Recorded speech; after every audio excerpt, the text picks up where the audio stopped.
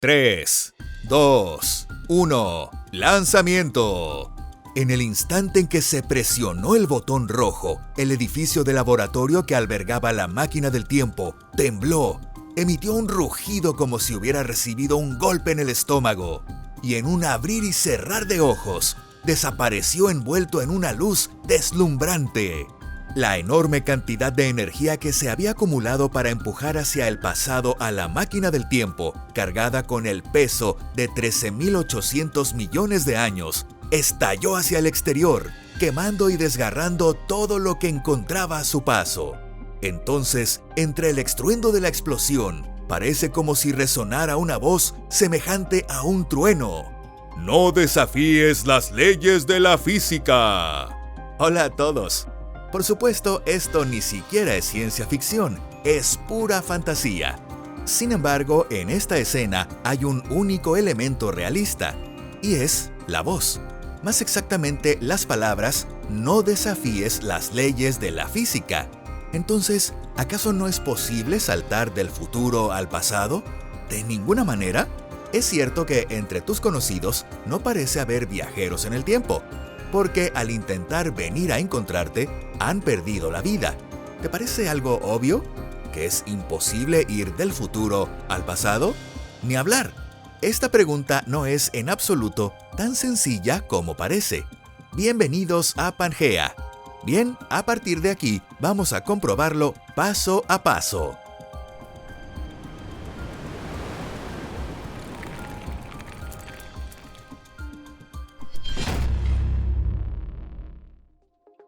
La probabilidad de rescatar a Giordano Bruno. Si observamos la física de manera formal, el problema no radica en el tiempo en sí mismo. En las ecuaciones fundamentales no existe una flecha del tiempo, no hay ninguna orden de avanza hacia adelante, ni tampoco una prohibición de no regreses atrás.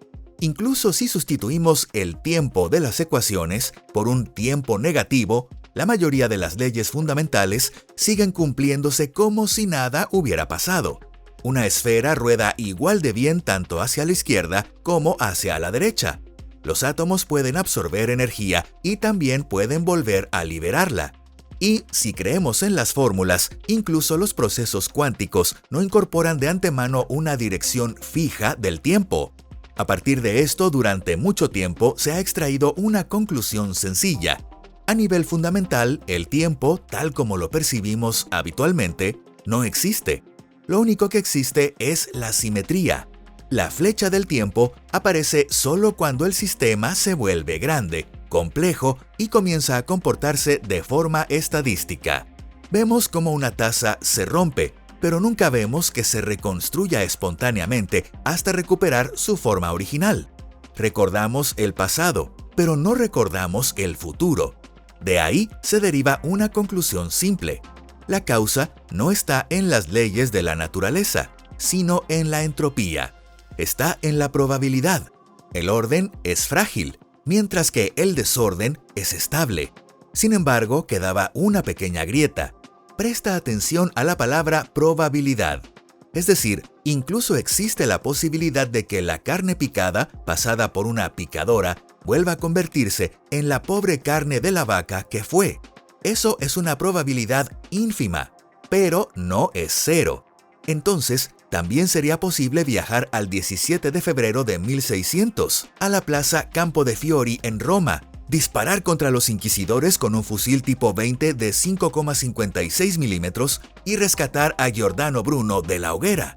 ¿O no sería posible? Sigamos pensando un poco más. ¿Sería posible fundar legalmente, sin ningún truco, una asociación para el rescate de Giordano Bruno? ¿O no lo sería? Si el tiempo solo tiene dirección a nivel macroscópico, entonces el rescate sería posible. Fundemos una organización y recojamos donaciones. En cambio, si la flecha del tiempo ya surge en el mundo microscópico, entonces, señor Giordano, lo siento mucho, pero es culpa suya. No debió haber discutido con la Inquisición en el siglo XVI. ¿Dónde se cierra la vía de escape? La física clásica ha dejado durante mucho tiempo un resquicio de esperanza. Si la prohibición de retroceder en el tiempo no es una ley estricta, sino algo basado en la probabilidad, entonces, en principio, existe una vía de escape. La probabilidad puede ser extremadamente pequeña, pero no es cero. Si es así, también podemos imaginar fluctuaciones muy raras o coincidencias prácticamente imposibles. Esta lógica se apoya en una suposición importante, es decir, el mundo fundamental es, en principio, reversible, aunque nosotros no seamos capaces de devolverlo exactamente a su estado original. La mecánica cuántica entra en juego precisamente en este punto. En el mundo cuántico, el estado de un sistema antes de ser medido es completamente distinto de lo que solemos imaginar. Antes de la medición, una partícula no se encuentra en un estado definido. La partícula está en un estado de superposición, donde múltiples estados posibles se superponen simultáneamente. Esto no es un estado potencial, sino algo que existe físicamente. Es decir, hasta que no se mide, no se puede determinar dónde está la partícula ni qué cantidad de movimiento o energía posee. Estas propiedades no tienen valores definidos, sino que todas las combinaciones de posibilidades y probabilidades coexisten por igual. La medición cambia esta situación de forma drástica. En el instante de la medición, el sistema se ve forzado a elegir y el estado de superposición colapsa. En lugar de múltiples estados posibles, solo permanece un estado concreto. Y no se trata simplemente de confirmar un hecho ya existente. Es un proceso físico que genera un nuevo estado en el mundo. Y es precisamente aquí donde surge el primer problema verdaderamente fundamental. A nivel de ecuaciones, la evolución cuántica es reversible, pero en las mediciones reales, el sistema se entrelaza rápidamente con el entorno y pierde coherencia. Formalmente, para invertir el proceso, sería necesario controlar los innumerables grados de libertad del entorno. Pero eso es prácticamente imposible. Además, existe otra premisa aún más estricta, que en realidad hacerlo es imposible desde el principio. No porque no conozcamos el método, sino porque ese estado ya no existe. El simple hecho de obtener información destruye ese estado. Sin embargo, la información sobre el estado pasado no desaparece por completo. Esa información se dispersa en el entorno. Parte de ella existe como fotones, parte como fluctuaciones térmicas y parte como correlaciones cuánticas con otras partículas. Es como si el mundo recordara que ha sido medido. En cierto sentido, esto se parece a un sistema distribuido, como en una cadena de bloques. Cuando aparece un nuevo bloque, la información se refleja inmediatamente en toda la red. El pasado no puede reescribirse, porque para hacerlo habría que cambiar simultáneamente el estado de todos los nodos. Algo similar ocurre en la medición cuántica. Los hechos de los acontecimientos se inscriben en el mundo circundante, en fotones, fluctuaciones y correlaciones cuánticas. Y para deshacerlos, habría que devolver todo el universo a su estado anterior. Pero eso ya es una estructura dispersa por todo el universo, y ningún fragmento contiene la imagen completa. Aquí es donde se entiende por qué la idea de que la probabilidad es extremadamente baja, pero no es cero, deja de funcionar. Para reconstruir el pasado, habría que revertir toda esa información. Para ello, sería necesario realizar una nueva medición, pero la medición en sí misma es una interferencia física.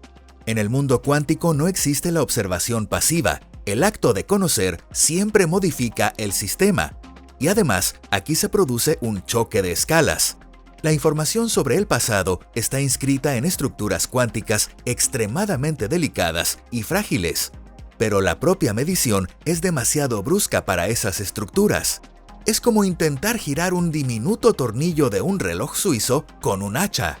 Es decir, antes de que llegue la oportunidad de reparar el reloj, la propia herramienta lo destruye.